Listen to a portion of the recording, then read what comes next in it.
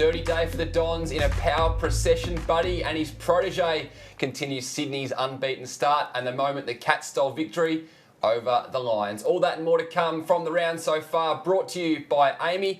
But Kane Corns, our big story, the Demons 2-0 off the back of the inaugural Spuds game. Yeah, it was emotional scenes prior to the game. I thought both teams captured the moment, as did Gary Lyon and also Stewie Lowe, who both spoke. And this was a result. I thought St Kilda was strong early, particularly around the footy. I thought they did bring the pressure and they tackled ferociously, but Melbourne stood up to that, and without some key forwards that we know are out, were able to hit the scoreboard, and I thought responded to a game that had a lot of heat around it early. As you mentioned earlier, the Demons, they can move to 3-0 next week for the first time in 15 years, and they can thank a lot of it to this man, Isaiah Cozzy Pickett, an interrupted pre-season, and he lit up Marvel Stadium tonight. Yeah, well, they moved up the draft, didn't they, in 2019, because they wanted to get this guy and they wanted some support in their small forwards. I'm not sure they knew he would be having this impact in his second year, so picked 12 in 2019. And he's doing things that not many players in the competition are doing already. I mean, this stuff here is freakish. I love the way that he stays involved in the contest, the way that he hunts the footy, and then his ability to finish. I think he'll end up going into the midfield. He started for the first bounce in the midfield tonight and have an impact in there. But he's the closest thing we've seen to Cyril, isn't he? And that was who he was likened to prior to the draft, and he's living up to that. And Melbourne fans are going to get a lot of joy out of watching him play for the next 10 years. 9 scoring involvements from his 17 disposals tonight, but the Saints, they butchered it going forward. This was a concerning viewing for Saints fans. This was the story of their night. Some of the skill level from both sides, but as you're seeing, mainly from St Kilda tonight. Look, you know Melbourne are an intercepting mark team across half-back. They did it last week with Lever and May. You can't deliver the footy inside 50 like that. This is mostly under no pressure. Good players turning the footy over repeatedly tonight, and that's how Melbourne got their game going. And with the new rules, that suits him. Brad Hill went at 50%. His disposal was really poor. They would have expected more from him. And multiple shots on goal, just didn't score. And thought Max Gawn, I think this is a tactic Melbourne are going to use more and more to combat the stand rule.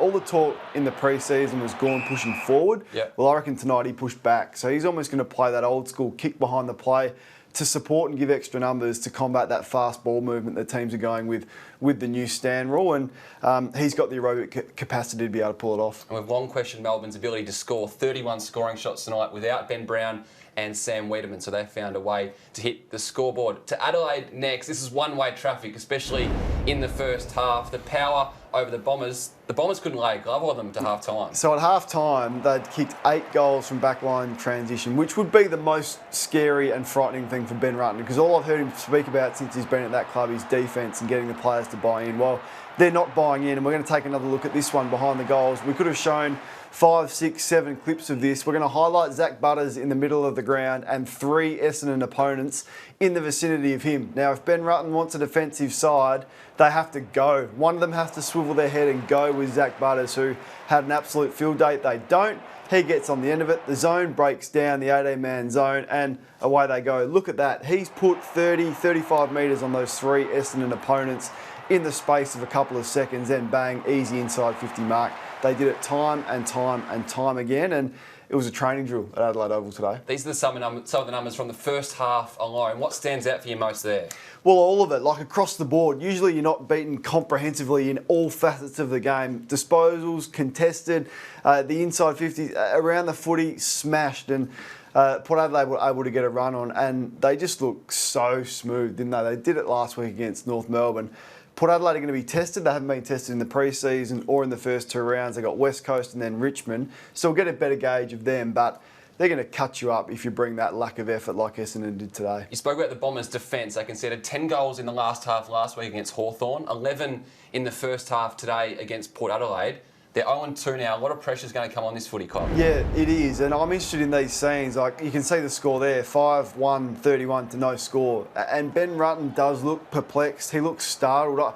I'd rather see him with a headset on, talking to his box upstairs. What moves are we making? Are we going to send a high forward up to guard the stoppage? You saw the stoppage numbers. What can we be doing? That view is better from up there. Now, if you're going to sit on the bench, the advantage is to talk to your players. What's going on out there? Tell me. Give me some feedback. Work off the energy of your players, but he's doing none of that. So he's got to make a call. That's where I think he needs an experienced footy boss. Now, I know Josh Marnie has come in and filled that role, but is he the man to say, look, truck, we need to do something. You're either in the box or you're on the bench like John Longmire and Chris Fagan are doing and engaging with your players. Simon Goodwin did it tonight, but he's constantly got the headset on communicating with his players. Ben Rutten's not doing that from what we can see. And they get the Saints on the rebound next week, do the Bombers. Our Saturday star is a man who wasn't even in the starting lineup 60 minutes before the game. Todd Marshall comes out. Mitch Georgiades just bobs up with 4 goals. Yeah, how's this for Port fans just to see the depth that they've got for him to come in, and now he's pick 18 in the 2019 draft, that same draft as Cosy Pickett. They'd want to be, 16 good players that would pick ahead of him because he was highly regarded, got great athleticism, he's got great speed, and we've seen him sit on people's heads already in only his 8 games. So he did that, he was able to get in behind the Bombers' defence. And look, there wasn't a lot of pressure coming up the field, so the forwards capitalised on that, him and Dixon and Fantasia and Butters, but looks like they've got another player. And they get Rosie back next week, so absolute just beautiful problem for Ken Hinkley and his coaching staff to have next week with the selection dilemmas. Now, the Bombers, they might be forced into some decisions of their own. 3 key injuries today. We're seeing Jai Caldwell here with his hamstring, then Sam Draper with his ankle, but followed by Dylan Shield. It's a concern. It is. When you look at their next 4 games, Sydney, St Kilda at the SCG, Brisbane at the Gabba, Collingwood, you can go further and extend it to Carlton. I mean, it's not looking good, particularly if gun players like Dylan Shield, who's been in good form up until this, and they don't have a lot of ruck depth, so Sam Draper's probably going to miss 4 to 6, you would think, with a high ankle sprain. So the news does not get better at Essendon. Fingers crossed that knee injury for Dylan Shield isn't too bad. To the Friday night game we go next. It could have been a different result, Kane. The Cats got over the line late. This one today, the AFL coming out and confirming it should have been a holding the ball free kick to Zach Bailey. Yeah, I wonder what the merit is in the AFL doing that and holding and releasing a statement. Are they going to do that for all wrong calls? I know there was a similar one with Dan Butler and Callum Ward last week. Unfortunately, it's 2 decisions that have perhaps cost team games. That's not good enough. That's an obvious call. The umpire knows it, and at least the AFL have admitted it. The Cats surrendered a 25-point lead. They actually trailed with 4 minutes to go before this happened. Tom Hawkins taking the ball out of the ruck. Firstly, we'll go to the first quarter. Teams aren't being able to combat this still, Tom Hawkins. No, he's the most dangerous forward 50 ruckman in the competition and has been for the last 2 to 3 years. Now that you can take the ball legally out of the ruck and dispose of it, as we're seeing here, and giving it off, and there's Isaac Smith coming through and kicking the sealer for them. So you've got to send your best ruckman in to compete against Tom Hawkins. You can't have Tom Fullerton in his second season of football. I understand that, but you've got to send at least one, or if it's not your best, you've got to send someone ready to grab Tom Hawkins as soon as he does this. Now, this is the Isaac Smith one. Brisbane need to roll a half forward up there because his direct opponent was Hugh McCluggage in the right side, guarding dangerous space. So Charlie Cameron, you can see, thing in the corner of your screen. He's got to roll up. You've got to send all your forwards up at that stage of the game to cover off the back and man up on Isaac Smith, who just waltzed in for an easy one. There was controversy everywhere in this match, especially in the first quarter when Gary Rowan floored Lachie Neale. Rowan's been offered 2 matches for this, deemed intentional, high contact, medium impact. No doubt the Cats will challenge this, given what Chris Scott said post-game, that he had no problem with it.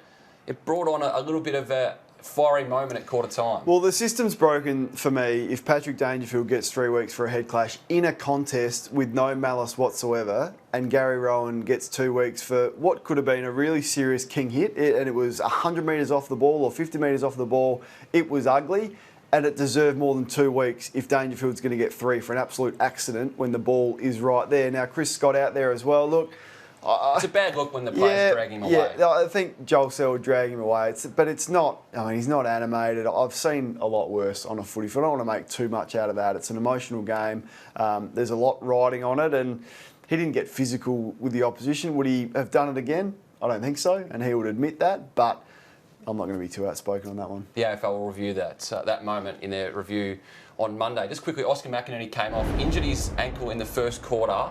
Played out the rest of the game until about 10 minutes to go in the fourth quarter. Chris Fagan today saying on 3AW, if it was a midfielder, they may have taken him out earlier. It's going to continue to shine questions on this medical sub. Yeah, it's a absolute dog's breakfast, isn't it, this medical sub, because it's not being used the way that it was being designed to use. Now, there are the opportunity for the AFL to sanction clubs who use it incorrectly via draft picks or even premiership points. it'd be a brave AFL to do that on this instance, but that isn't in the spirit of the way that it should be used. If he can remain out there for 3 quarters on a dodgy ankle, he can remain out there for another 10 minutes. We saw tonight the first player who was subbed out last week playing a game at Metricon Stadium, Aiden Court for North Melbourne. It didn't help the Roos by any stretch. They were really poor against the Suns. We wanted to highlight this moment in the second quarter. Well, this summed it up. This is it. Sean Attlee, there it is. That's an experienced player, the most on the ground for them. 215 games I think he's played. He coughs it up. Polek fumbled it just prior to that. And then you have an easy, uncontested mark, basically with no physical contact in the goal square. And Ben King kicks another goal. So I would really hate to be David Noble at the moment. They got a long, long way to go. And if the club and their chairman, Ben Buckley, says that they expect to be competing for finals in 2 to 3 years, and that's how David Noble will be judged, he's absolutely kidding himself, and they need to revise that time frame. As for the Suns, exciting youngsters everywhere. Jack Bowes was good. Jack Lukosius again. But no Matt Rowell, so the number 2 pick. He's been the bridesmaid for a long time. Noah Anderson, he stood up tonight. 35 disposals at 80%. First time he's had 30 disposals in a game of footy. Will not be the last, but he's just such a well-rounded player. His body shape, ready to go. Looks like he's just matured a little bit, put a bit more size on. He's got speed, he uses it well, as you said, at 80%. He gets inside and he gets outside. So he's the prototype of what you exactly want as the modern midfielder. 35, 10 score involvements. He gets a lot of his possessions in the forward half, like the good midfielders are starting to do, Martin and Dangerfield and Petrarca and Fife. He's got that going already. Don't waste him in the back half. Yep. Doesn't get any of those. His touches, 35, are usually good ones. In less than 20 games, he's going to be an absolute jet at that footy club. Just quickly, some injury concerns for the Suns. Connor Buderick with a feared ACL and Sam Day coming up with a knee injury, both concerns for the Suns. Now to Sydney we go next. Kane, Buddy was back and he started with a bang, finished with 3 goals on the afternoon. Yeah, he looks fit. It took us some time to get involved in the game. I think Sydney are going to have the problem of looking for him too much. I think even when he's out of position, Buddy just draws the footy, doesn't he? And perhaps that's not the stage of his career that he needs to be, because we're seeing a young kid by the name of Logan Macdonald who's burst onto the scene, was terrific again today. I think what stood out to me is his work rate, so his ability to get up the ground but then get back, and you're seeing his agility there, just waltzing onto the left foot and kicking a pretty easy goal in the end under not a lot of pressure from Adelaide. But you do wonder about North Melbourne's drafting. There was a lot of talk Logan Macdonald was going to go pick 1 in the draft or pick 2 after Ugle Hagen. Crows went for Thilthorpe and North Melbourne went for Will Phillips, who is a smaller midfield type who we haven't seen yet. You'd think with Ben Brown leaving and them rebuilding, you would have gone for the gold-clad key position. Key position prospect that you can get in there, play some footy. Sydney would be laughing, I reckon, on draft night when they called out Will Phillips. Now, granted, we haven't seen him play, but he'd want to be good because key forwards, as we know, are hard to come by, as North Melbourne know. They don't have one. They had an opportunity to draft one, and they didn't. And at the moment, they're being made to look foolish. He's kicked 5 goals from his first 2 games. Very early, I know, but these numbers stack up well against the rest of the modern-day great forwards, Kane. Yeah, and he played footy last year against men in the Waffle, didn't he? So he's a goal scorer and he draws the footy, and you can see he's really smart in the air, the way that he guards the space in front of him. I don't think he has any outstanding athletic attributes like a Buddy Franklin, but super smart footballer with a big work rate who's only going to develop into his body and get better and better. We spoke about the Port Adelaide Footy Club carving out of the defensive 50 today. How about the Swans? They kicked 4 goals direct from kick-ins, Kane, and they made the Crows look pretty stagnant at times. Yeah, well, this is the big benefit of playing on the SCG. So that's 1 kick, there'll be 1 more kick, and the 3rd kick will be a goal. So that's all it takes to score at the SCG with the new rule where you can kick in and run 15 metres before you have to kick it. Almost every kick-in should be that option, and the opposition are going to have to prepare for that and be ready for it. You're almost going to have a couple of wicket keepers behind the ball ready to go. But at the SCG, with their kicks and the talent in that squad, they're going to be pretty dangerous. Taylor Walker kicked 6 goals. He leads the Coleman medal with 11. Don't forget, he only kicked 15 last year. And this kick-starts our AAMI clangers. George Hewitt, a bit of a brain fade here, Kane, gives one to Big Tex. Yeah, well, Tex had 4 holding the ball decisions inside 50 today. It was one of those days I thought his defensive pressure was excellent, and that was another one. And Hewitt just bangs the ground. You see this vision again. He knows he's in trouble. Worst feeling in the world as a player. You are gone. And there were some pretty ordinary shots of goal though, Mitch. How about Jack Steele here, Kane? This is early in the game, important moment. Just lets it go. Thought it was out in the full. Thought he was playing tennis. we'll throw it in. Thought he was at Roland Garros playing tennis. And this one from Orazio. Thank you very much, Hamish Hartlett. Smack bang in the nose, hammer back in after that hamstring injury. Just what you need from a teammate. He had to be patched up with some cotton buds up the nose for a blood nose. That's not the best way to make some new mates at your new footy club. It hurts too. Back to Thursday night, Kane, Collingwood, they looked sharp going inside 50.